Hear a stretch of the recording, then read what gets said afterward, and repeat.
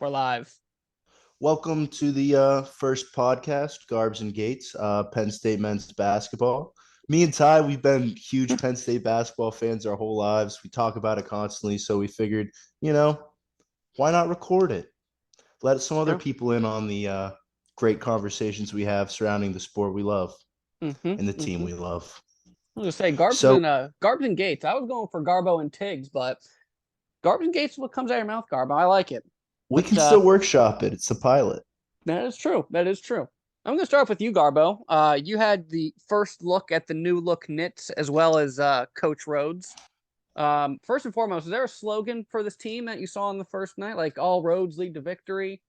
I didn't What catch was any that? slogans, no, but it's going to Dang, be a gritty, not pretty, just like Penn State basketball always is. We're going to have to pretty tough not out some pretty. games this year. Okay. Well, I explained on Friday night versus Robert Morris. We, like I said, first time we saw an exhibition game. What were the pros? What were the cons? Obviously, we have a new team, a lot of transfers in.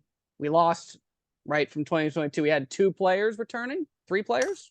Three players that played. Then we had Dan Conlon and Mm-hmm. Christos, who didn't get a lot of Andy. minutes, but we had Lily, Demetrius Lilly, Mm-hmm. Jameel Brown, and of course, my favorite, Kanye Clary. You do love your Kanye Clary. All right. Kanye was great to get back. We started the game out pressing a lot of man press. We'd have Kanye pick up the ball as soon as they inbounded it, which was something you didn't see a lot last year. Mm-hmm. I mean, Kanye's got to be the one of the best in shape point guards in America. He's just running constantly nonstop, and we're gonna see a lot of different stuff this year.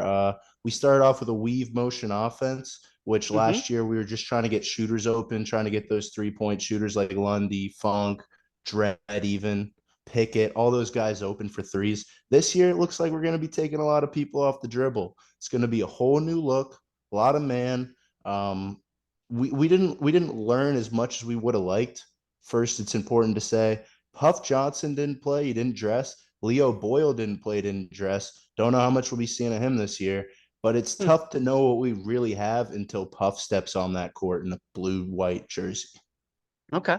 What role do you think Puff is playing? I've heard anywhere from starting to six man. Where do you think he fits in here? How many minutes do you think he's gotten? I think he's got to start. I mean, our starting five was Zach Hicks, Nick Mm-hmm. Kearns, Wahab, the 7-footer, Ace Baldwin, and Kanye Clary. And it was interesting because we had Ace and Kanye on the court, and they were both handling the ball a lot. These are going to be our Right. two main guys. Okay. I mean, Gar, if we look at past season, I mean, offensive juggernaut that Penn State was. I haven't seen a Penn State team like that in my life where we had at any given time four 3-point shooters on the court from Miles Dredd. I know that's the heart of the team last season.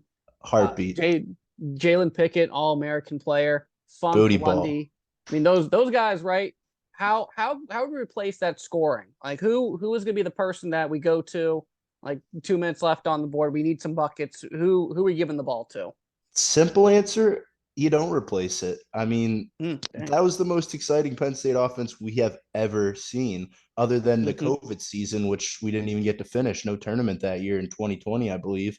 Right. Um, who do you go to when you need a bucket? My heart says Kanye.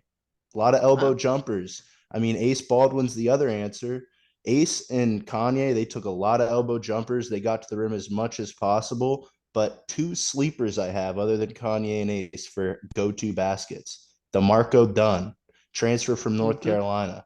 He was second of non-starters in plus minus for North Mm-hmm. Carolina, second only to Penn State Nittany Lion, Puff Johnson. There you have it. Puff Johnson. Speaking of that, Garbo, um, right, NIL money, big talk in college, especially right football and basketball.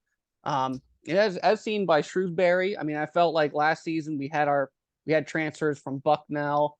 I got to think of other ones. I know Funk was Sienna, Bucknell. Yeah, Pickett Sienna, that was was Sienna. Pickett. Um, who else did we have? Obviously we had a lot of transfers go out. Mahayfield, Ohio State, a couple to Notre Dame, a couple Shrewsbury, our Florida head coach Gulf went to Notre Coast, Dame, Florida Gulf Coast. Dalian Johnson. I mean, it leads to stand something that we got high profile guys like Zaire from Miami. Right, we got Qudus Wahab. He went to Georgetown, Maryland. And I think we have two guys from UNC now, Puff Yes, Johnson yeah, Puff and and DeMarco Puff and Dunn. DeMarco. So I mean, based on that, I mean, does that excite you that we're actually getting guys from these Yeah, schools to come here? we're trending in the right direction. I think Rhodes, you know, track record speaks for itself. VCU's a well-known program. They've had success, and that makes it a little bit easier to get guys. I was kind of surprised that the transfers last year, 2 years ago, worked out as well as they did. I mean, you get a Right. guy who transferred from Siena and Bucknell, you don't expect them to average 10 plus points a game, be an All-American, stuff like that. So Mm-hmm. it Mm-hmm. it's hard not to have hope when you get Puff Johnson for the future. Yeah, that's a fair Is point. And that where speaking, what you would say? yeah, I mean, my expectations for this season for this roster, um, right. I mean, I think getting Ace Baldwin off the jump was great. I mean, I was there after the season, right? We had that miracle run against Texas A&M where we decimated them in the second round. Texas, we were there thick and thin. We were there through the last 5 minutes. That was a strong Texas team, a lot of seniors, and we Marcus saw that Carr, Marcus Carr, right? Minnesota man. Minnesota man, Timmy Allen. But our roster, you saw it decimate, like I said, down to 3 players. And we needed to get a guy, Blake Rhodes or some high profile guy. I'm glad we got right. I'm glad we got Rhodes. I'm sad to see Shrewsbury leave. I understand he got his dream job to Notre Dame. And that's a great program. But I'm glad Penn State is at least making strides to paying our coach and getting a guy that has one great character, recruits well, and it's seen by Ace Baldwin, who is a A10 All American player in his conference, respectively. And he said, "Hey, I want to follow coach," and that led Kern to come with us, and then like these transfers. So it shows that I think Rhodes can recruit. As you have to see if he can coach a team and lead them to a great season. I think first season will be hard, but build brick by brick. I think It that's what we always need to do. is. Always is. One guy you mentioned, Kearns, I think he's going to surprise a lot of people. He was one of the Mm-hmm. most pleasant surprises, along with DeMarco Dunn, that I saw Friday. I mean, the play of the exhibition was a lob from Ace Baldwin to Kearns coming off the baseline. That got the people going in that Robert Morris Arena. And you There can you just go. tell these two have a chemistry that is going to help us. You brought up on Friday, I talked to you after the game. None of these guys have played together. It's going Right. to take us some time to get our footing. We're going to have some patience, and we have to temper expectations and realize we're building something again, brick by brick. And I agree. I agree. And a lot something of, else to note, Garbo, another first for Penn State fans, Qudis Wahab. This is the first time I will be seeing a 7 foot center on a Penn State basketball team. Usually we're lucky to get a 6'10", 6'9" guy. I mean, in terms of that, what does that mean for the Penn State program? We got a 7 foot guy like Qudis Wahab in here. I mean, it's got to get the fan base excited, right? Not Mm-hmm, only is mm-hmm. he a 7 foot guy, but this guy can move too. In person, I mean, comparatively to Jai, he moves just as good, if not better. He's got some bulk to him. He's an excited player. He might be the John Herrera double machine right back at it. And Right. I just wanted to bring up expectations for the Big Ten too. I listened to a couple guys, CBS guys. They're picking us to finish last. What Ooh. what do you think? What do you think the ceiling is for this team, Ty? And can Yeah, I think anybody really predict it? I don't think anybody can predict it. I think it's a bunch of guys need right. I mean, need to mesh together. I mean, this is right. I mean, it's also good. I mean, I wouldn't say we're last, but I mean, it just shows low expectations. Go out there and have fun. Let's play hard. Um, but I mean, Penn State's last. I mean, I'd say their ceiling is probably around eighth, seventh, Yeah, somewhere in there, maybe. I mean, I'd say that'd be an amazing season. but Um, seventh or eighth makes the tournament seventh or eighth theoretically. makes tournament barely. Hmm. I personally am not saying. I'm looking at our schedule, and I see right like there's teams like Michigan State, Purdue. We play Texas A&M in the tournament, Georgia Tech in the ACC challenge. Um, but right, honestly, like I like to say, it's a bunch of 18, 19-year-old kids running around. Anything's possible. That is true, and we got a Anything's great possible. backcourt, man. We do, as Penn State usually does. This Mm-hmm. is a team led by two good guards, Right. and that's one thing you preach when it comes tournament time. Backcourt wins games. That's true. That's true. It's been that way for the past couple of years, especially March Madness. That being said, And Garbs, let's focus on Big Ten now, like just the overall picture. I mean, what are your Big Ten predictions? What are you seeing? What have you looked at? well, let me follow that question up with another question. What's the All right, consensus number one team in the Big Ten? Purdue. I mean, Zach Edey, he's a freak of nature. He matches up extremely hard against everybody else. That being said, are they fraudulent come March? Maybe, but They've you can't deny it. proven. You can't deny regular season. They're a juggernaut. I agree with you, but sneaky kind of take here. Michigan State might be better than Purdue this year. Michigan I State yeah. in recent years has started really slowly. Both Michigan programs, Michigan and Michigan State, they'll start off the year, they'll be like 10-8. Then that last 2 months of the season, they just take off. And I think this might be a year where Michigan State starts off pretty hot. I can agree with that. I mean, if you look at that roster, you have Tyson Walker and Matty Cisco.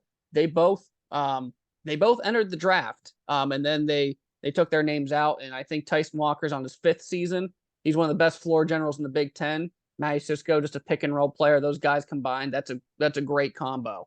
And Yeah, the only person they lost was Mikey Hauser, I think. that guy's Off mid-range Tyson. He just gets to the no, elbow, he knocks it down. It's exactly. automatic. And if you need a bucket, he gets it. He's a natural scorer from, I want to say he played at Northeastern before transferring there. But yeah, that Michigan State team was a dog. Another one that I like that he didn't touch on is Illinois. Terrence Shannon Jr., another guy that could have gone like a first, maybe early second round pick in the draft. He's coming back for another season. Yeah, I mean, wow, that guy can fly. He can score. He fills up the stat board. But I think Illinois, with him at the helm, that's a tough team.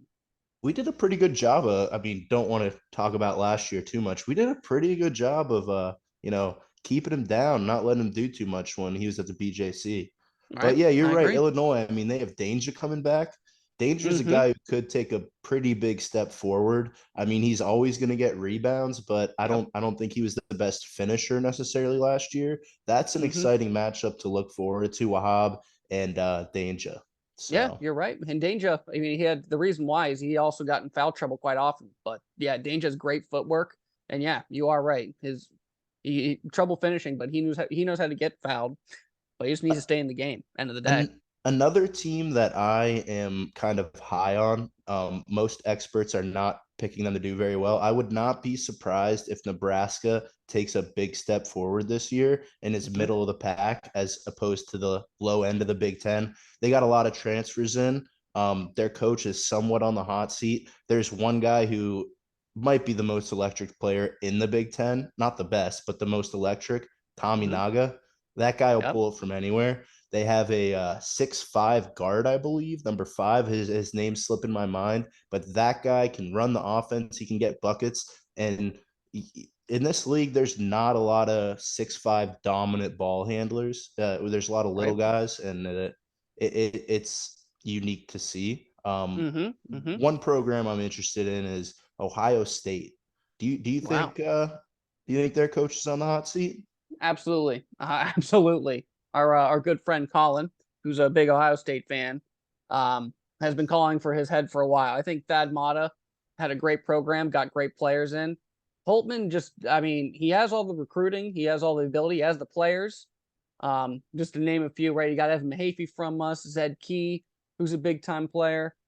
He's I think returning for his 5th year, and they just come up short. I don't know what it is. Ohio State just, yeah, I've kind of given up on that team. Sorry to They say, had, they Ohio had State. Sensabaugh last year too, and they They did. They had Bryce, couldn't yeah. do anything. No, I couldn't. A team that actually intrigues me this year that I think is not on people's radar is Northwestern. I know. We talked about backcourts in the beginning of this podcast, but you got Chase Audige and you got Boo Buie. Those two guys right there. Boo Buie can score. Chase Audige is a little floor general. Are we sure Northwestern, Adija's still there? Audige is still there. Yeah, Okay. you can fact check for me. If not, let me know. Well, We'll go again next week. If he's not, I'll correct myself. I do agree though. Boo Booey, yeah. I mean, that type of experience hard to come by in college basketball anymore. Right? Players leaving. Yeah, no, but there's a lot of Big Ten guys that are staying. I think NIL it's making people, second think going to the NBA. We have a lot of a lot of seniority and a lot of transfers coming to Big Ten. I think around the board, I think Big Ten's gonna be pretty good. I agree. I mean, and to your point about the NIL, you see Luka Garza. I mean, he's Mm-hmm. not really even getting minutes for the Pistons, is he? I mean, he's No. going off in the preseason and stuff.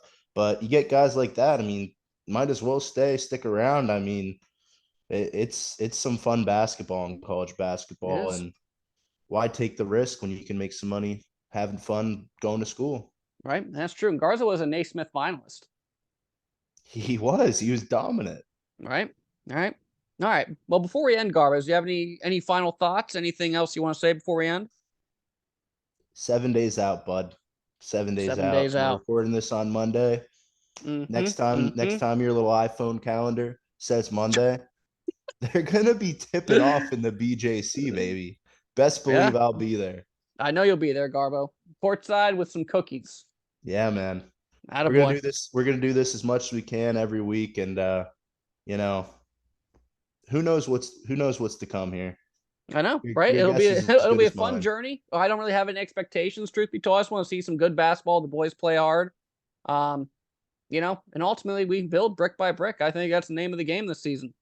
And we're gonna build this podcast right along Mike Rhodes building that team, baby. Mm-hmm. Mm-hmm.